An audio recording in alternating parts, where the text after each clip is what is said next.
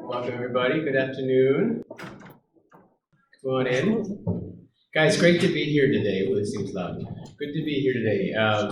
My name is Ajay Vaishnava. I'm from EMD Serrano. Nice to see everybody. And I'm here today with Steve Bell from APLUSA. So great honor to be here with you today, talking about the exciting topic of forecasting and the insights that feed the forecast. And we'll talk about different ways of doing it, right? We all know, as insights professionals, the differences between stated and observed behaviors. We'll talk about how we can stare into this murky crystal ball of predicting the future for a new product using different simulated observed behaviors, and maybe some of the advantages of doing it that way. So that's what we'll spend a few minutes talking about today, this afternoon. And so you can see here some of the topics that we'll cover. We'll talk about a couple different ways to go about doing the research and the insights related to feeding forecasts for a new product. We'll talk about the what I say method, right? Asking physicians to tell us what do you intend to do. And then we'll talk about the what I do method, right? Where we sort of simulate what we, sort of a real world patient environment and ask physicians to do what they do every single day, and that is to treat a patient. And so we'll talk about that, and we'll talk about some of the advantages of both, right? They both have a role. We've all been, I'm sure, have at least used one of these methods, and so they have a role and a place to play, and so we'll talk about some of the advantages, and then we'll talk about some of the recommendations and wrap up from there. So that's how we'll spend the rest of our time, all right? And good, no one's left yet. Once they've seen the agenda, Steve, so that's good. That's good. All right, so then moving on, so we'll be using a real example to guide our conversation. We'll be using a study that we recently ran with APLUSA, that we started in the fourth quarter last year, and we've been sort of talking it up. So we'll talk about that. All trade secrets are hidden. It's all dummy data, I assure you, and so we'll just be talking about it as a illustrative example. And so we'll start out by first talking about the allocation format. And again, for those of you who have experience with doing this will look very familiar. We introduce a new therapy, therapy X in this case, right? We give all the important parameters on the medication. Then we ask the respondents then to say, across all the different therapy options that you have, what percentage are you going to treat with any given product, right? And so this can get very lengthy if you have a lot of different products. I work in the neurology and immunology space, and so within like MS, there's a ton of different products, and so this can be a little bit cumbersome for a physician to sort of think about how many percentage, what number of patients am I going to put on any given treatment. But it's an exercise that we do, and there are results that we rely on, and we do other things we can in the surveys to make them as approachable as possible so that we get good results on the back end, right? This gets more complicated though as we start to introduce some complexity into the instrument, right? So if we talk about introducing some new products, or if we have a conjoint design, right, where we want to understand the impact of different variables and how that might work, right? So then we introduce them, we tee them up in this format, and then we ask the respondents to reallocate. So now they could be making minor changes and minor adjustments, and so the concern becomes, as the length of therapies grows, as the length of attributes grows, are respondents really equipped to give us quality, reliable results in this one? It's just a question that comes to mind, right? And this may be a great approach if there are fewer therapies and fewer attributes, but again, just a consideration and a limitation, right, that we should all be aware of as we think about demand studies that are slightly more complex. So in terms of the what I say summary, right? So a few advantages to these. It can be quick for physicians, right? They can run through the allocations fairly quickly, and perhaps they can get it done fairly quickly. In terms of the analysis, I've never had to do the analysis, but I trust that it's more straightforward, right? In terms of what you have to do with that data. I'm usually a recipient of that data, so for me it all looks easy. But I trust that there's obviously expertise that goes into this to get to that. It's more straightforward though. It doesn't require the use of any advanced analytics. So here's another approach, right? So if we do a simulation, so we still introduce therapy X the same way, still give the same attributes, the whole spiel about efficacy, safety, whatever else we want to put in there that's meaningful for therapy X. But now instead of introducing a list of treatments right away, we introduce a patient. In this case, it's going to be Angela. We pick the attributes for Angela. Very important how we pick those attributes, right? Because those attributes have to matter to a physician. We're not just going to talk about Angela's Angela's hair color and about her eye color, because obviously that's, unless it drives a treatment decision, we don't want to include it. So that's actually a critical point in designing these studies, is knowing what attributes to choose, knowing that it's going to lead to a different result. And then we just ask the physician to treat it, right? So given all the options you have today, maybe an option you'll have in the future with therapy X or therapy Y, how are you going to treat Angela? That's what we want to know.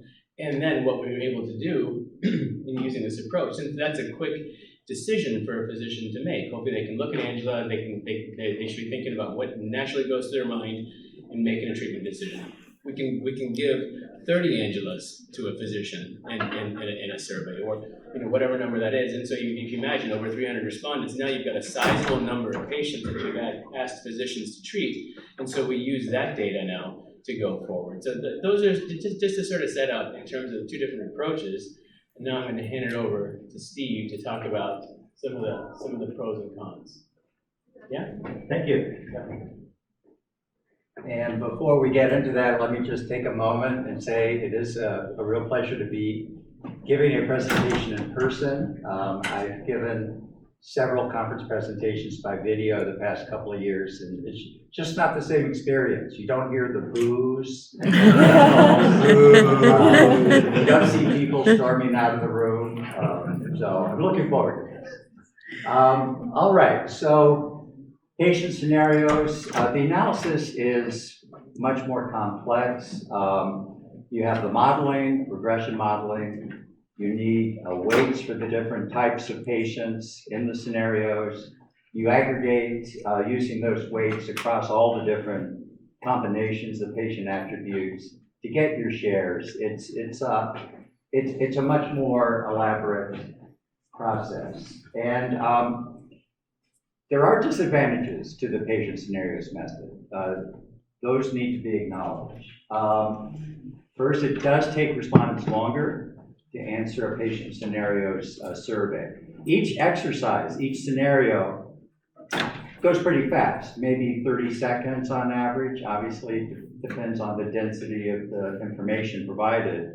But it goes faster than a global allocation. However, you need more scenarios in a study. So overall, length of the survey is longer. You need those additional weights for the different patient attributes. When it comes to the modeling, advanced analytics are required. And the last disadvantage is probably the most important. In any demand study, buy-in is the most important thing you need. And marketers, forecasters, decision makers, very good chance they're familiar and comfortable with the patient allocations format. They may not be as familiar with the patient scenarios format. And toward the end of the presentation, Ajay will share some of his experiences in educating decision makers about the methodology and in order to get the buy-in. So non-trivial disadvantages, but some significant advantages. The data are more reliable. The data are more precise. You get insights that you wouldn't get with the global allocations. And even taking a step back, it's observing simulated choices. So you're seeing what respondents do as opposed to a global allocations format where you're basically asking respondents to say what they think they would do. All right, so let's break each of those down a bit and start with the benefits of patient scenarios in terms of improved data reliability. First, it's a more engaging format. It's more interesting to respondents. They're more interested, they're more engaged, they're more attentive, you're going to get more reliable data to work with.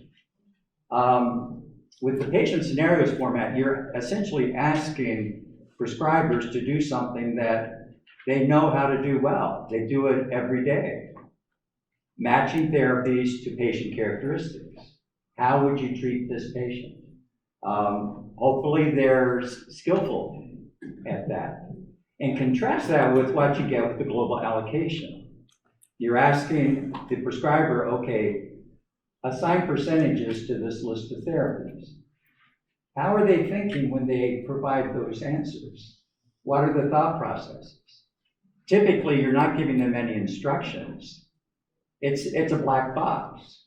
Probably different respondents are doing it differently. Probably they're not all being systematic and thoughtful the way we would like. And so, yeah, the format itself of the scenario is it's just going to get more reliable data for that reason. What if you have a lot of therapy options? In the study that Ajay described, there were 19 therapy options. So a table of allocations would require potentially up to 19 percentages. Now, those of us who do marketing research, if you ask somebody to answer a question, they'll answer the question. But it's burdensome, and it's not clear that they're giving thoughtful answers when there are a lot of therapy options. Whereas with the patient scenario approach, it's very straightforward. You still list the same number of therapy options, but they only just have to select one. What about rare diseases? Think about it. Let's suppose the average respondent may have 10 patients. If that's the average, then there are some respondents who have, say, 6 or 7 patients. And there are a couple of problems with the global allocations format in that case. First of all, the question would be, what percentages of your patients would you treat with? And they're thinking about 6 or 7 patients. And so percentages, well, again, if you ask the question, they'll answer, they'll fill in the percentages, but it's not a natural sort of question for them to be thinking about. And beyond that, there's an even bigger problem. If a respondent has 6 or 7 patients, or the average is maybe 10, some of your respondents are going to have a set of patients who are representative of the global patient population. But many of your respondents are not going to have anything like a representative sample of patients. They're going to have a set that they see, but they're not typical of the broader patient population. With the global allocations approach, you're asking them, how would you treat your patients? But it's not a good sample of the broader patient population. Whereas with the patient scenarios approach, everybody's answering scenarios that are very clearly spelled out. And so again, better reliability. What about combination therapies? Think about it from in terms of how do you ask about potential use of combination therapies in the global allocations format? Now, there's maybe 2 ways to go about it. One is you list out all the combinations in addition to the component therapies. And in that one example study, we had 19 individual therapies, listing all the combinations, asking for percentages. It's just not practical. So what's the alternative? Well, one solution that I've seen is you allow respondents to enter percentages for the components, and if they're using a component as part of a combination, then then you ask them to do the mental arithmetic. You allow the percentages to sum to 100%. It's a difficult format. And guess what? At the back end, you don't see the combinations. You just have the components. So combination therapies are a real problem for global allocations. Very straightforward for the patient scenarios. You list all the individual therapies. If the prescriber wants to use a combination, they just select more than one to treat that patient. All right, better reliability. You also get better precision with the patient scenarios. First, you get more sample power. In a study that's using the global allocations format, how many different allocations exercises would you expect to see? Honestly, if you get up much more above 6 or 8, you're going to run into some serious respondent fatigue, frustration, resistance. It's a difficult, unfamiliar format, and it takes a lot of work to fill in those tables. With the patient scenarios format, typically you might have 20, 30, 40 scenarios. Each one is maybe 30 seconds, familiar task, goes well. And in the end, you get more sample power, in the analysis, more statistical precision. The next advantage may sound a little counterintuitive, and that is with the scenarios, you get more granularity. Now, think about it. When you see the data for a patient scenarios exercise, every therapy gets a 0 if it's not selected, or 1 if it is selected. So that seems pretty lumpy. That's not very granular. Whereas with the allocations, you see the percentages. They can be anything from 0 to 100. It seems more granular. But any of you actually worked with the data from a patient's a global allocations format have probably noticed that respondents tend to enter percentages that are multiples of 5 or 10.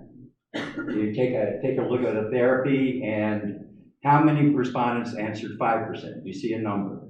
How many answered 6%? Maybe 1. How many answered 7? 8, 9, maybe nobody. How many answered 10%? Ooh, there's a nice problem. And so you get the 5, the 10, the 15, but you're not getting the percentages in between. How big a problem is that? Suppose you're a small share therapy. Suppose your new therapy is not expected to be a market leader. It makes a difference whether you're getting 6 versus 7 versus 8%. So yeah, it can definitely make a difference if you're a small share therapy. What about product conjoint variations? Typically, if you're varying the levels in a product profile, those different product attributes may have a payoff of 1%, 2%. It can make a big difference, these smaller percentages. So at first glance, it may seem as if the scenarios are less granular, but it's actually, they're more granular. And again, you're getting greater precision with the scenarios. And in the interest of time, I'm going to skip over to this slide. It's really just illustrating the point I just made. All right, so greater reliability, greater precision, and also greater insights. And we'll start with the opportunity to ask why follow-up questions. Patient scenario exercise, the prescriber selects a therapy. Very straightforward to follow up and ask an open-end. Why did you choose the therapy that you chose? Why did you not choose this new product that we're interested in? Which attributes did you consider when you were making the therapy choice that you did? How would you ask that same sort of follow-up with the global allocations question? Embedded in that global allocations are lots of choices, not just one. And so it's just not as straightforward to get the additional insight from a why follow-up. And let me just mention, this is not just, in my view, a nice-to-have feature. It can really make a difference. Quite often in a demand study, in the end, some of the results may be a little puzzling, don't entirely make sense, it's surprising. Having the insight from open-end explanations can really make a huge difference. All right, next advantage in terms of additional insight. In the global allocations format, you may ask about the total patient population. You may break it down into subgroups. Doctor, how would you treat 100 first-line patients? How would you treat 100 second-line patients? Third line. You may break it down into subgroups at that level, but you just don't have an opportunity to continue to drill down into smaller and smaller subgroups. So you'll get some subgroups at a very high level, but you won't be able to drill down because you just don't have an opportunity to ask enough of those global allocation questions. With the patient scenarios method, not a problem. You estimate the regression model. In the simulator, you can combine or select patient attributes and subgroups however you want. This is a representation of one of our simulators, and basically you can select with checkboxes any combination of patient attributes that you want. You can define any kind of a subgroup, finer subgroup. You can narrow it down to a specific type of patient, one patient, if you want. You see the therapy shares, and you see the size of the market accounted for by the patient subgroup that you've selected. So yeah, you just get the flexibility at the back end to redefine the patient subgroups that you want to look at. With the global allocations format, you're locked in to whatever you defined when you wrote the questionnaire. And then finally, key drivers of patient share. In a demand study, it's usually not just the forecasters who need the insights, but also the marketers. The forecasters, they may be satisfied with the shares, the numbers, speed of uptake, market sizing. The marketers may also benefit a lot from additional insights around market positions. Where's that new therapy going to be in the treatment algorithms? And that's where the key drivers of patient share can be hugely informative. You see exactly which patient attributes are driving share for each of the therapy options. In the simulator, you get that from the model, you get that from the simulator. And so you see sources of share for the new product, not just in terms of competitive therapies, but also in terms of patient attributes, different patient subgroups. And so you're getting that at one level, but then you can even go beyond that.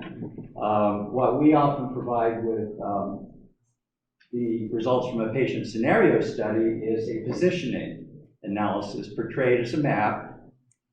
Here, in this example, the therapies are in black, patient attributes and HCP attributes are in red.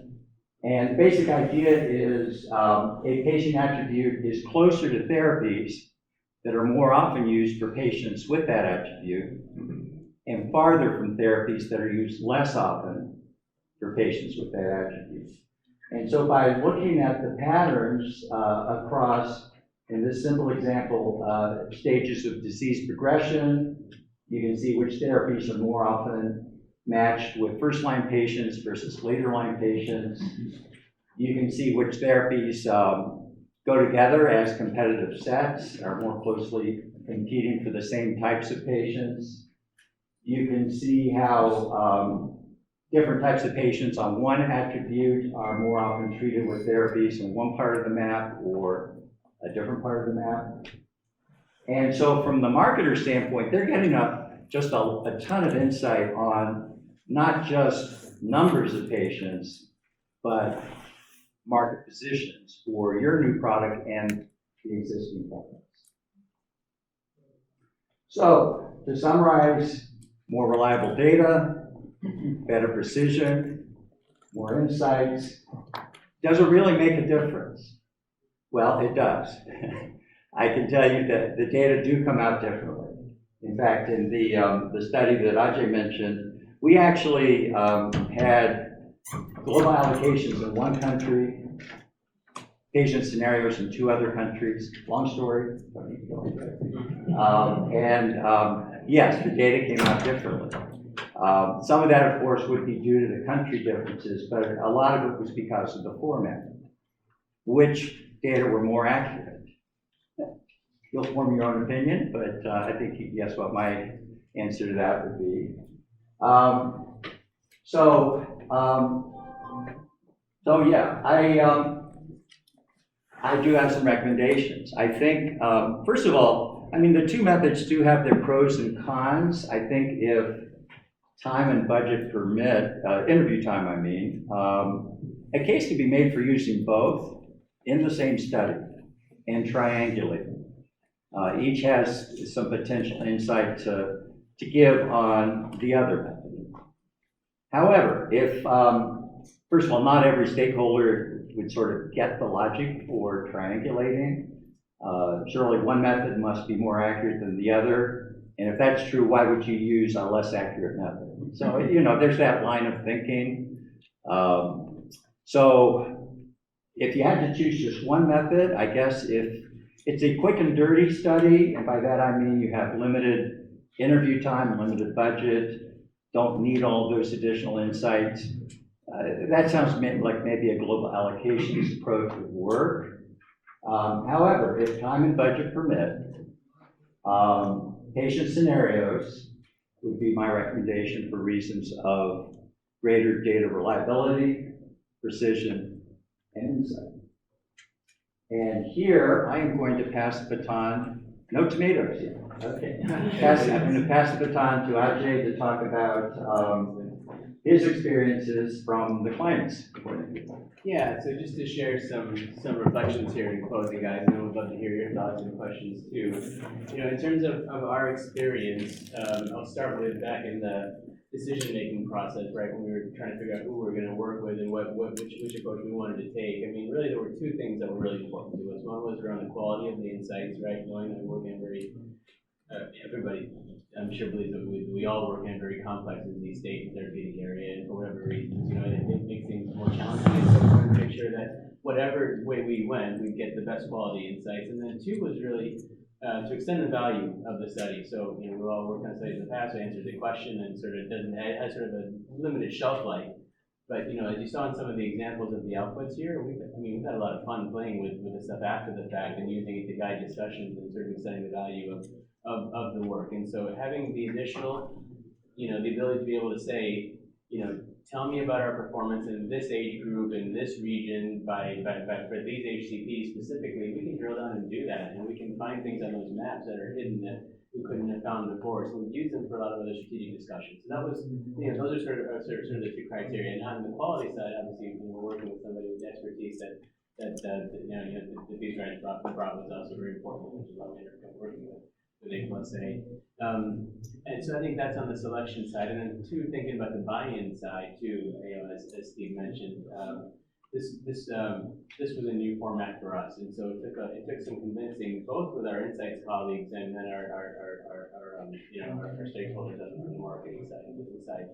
For the internal colleagues, it's questions like, you know, how are we going to size all these different patient groups, right? So I mean, how do we know there's so many different patient types? How are we going to size them? And so we did work with those sorts of questions, and again, we had expertise from the team to help sort of guide us that we can use other sources of information. So we have ATUs, we have other syndicated data that we use that can size groups of patient populations, and then two, we just asked as well in the survey. So we just asked for sizing, and we were able to use that for the sizing at the end of it.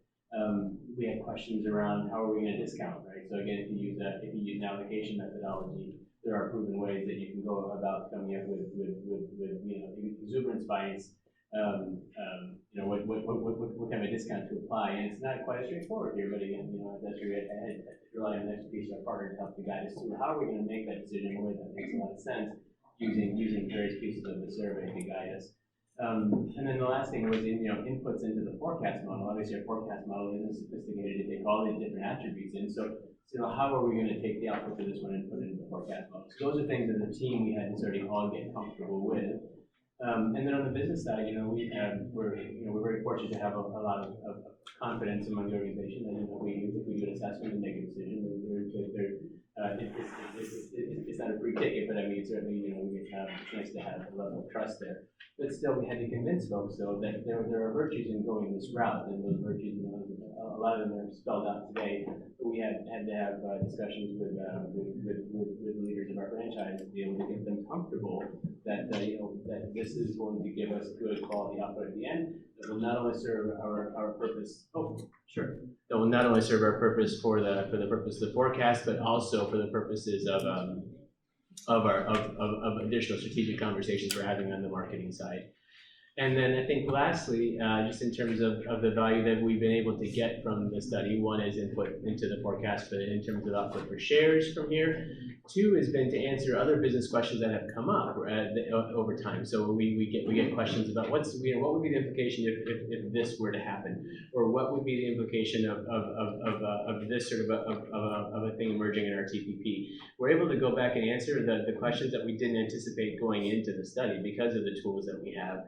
So that's been really helpful. And then the last thing is in terms of, saying it was important to us to extend the value of the output, we've been able to hold various, like strategic sessions with our business partners to sort of brainstorm to make sense of these maps, because they are complicated, but there are hidden insights in them. So we've had the opportunity to have those discussions and conversations with our colleagues to say, here's some of the things that we're seeing as maybe opportunities that we, weren't necessarily top of mind. What do you think? And it's just been a great, sort of enabler for those conversations. So I think those are, some of the reflections that I would share.